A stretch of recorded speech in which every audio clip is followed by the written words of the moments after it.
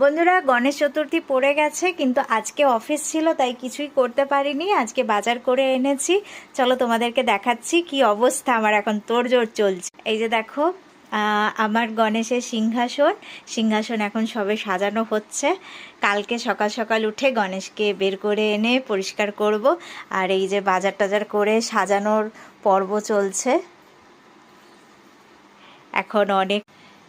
এখন অনেকটা রাত হয়ে গেছে, কিন্তু এই রাতে যতটা কাজ এগিয়ে রাখা যায়। দেখো, এগুলো পুজোর সময় এগুলো কুমারটুলি থেকে এনেছিলাম।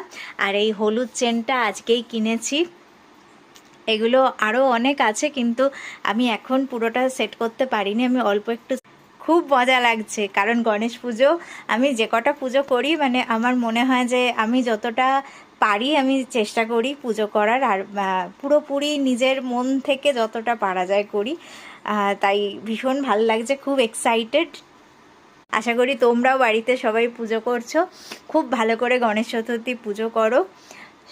গণেশের সিদ্ধিদাতা গণেশের আশীর্বাদে সবার সিদ্ধি লাভ হোক।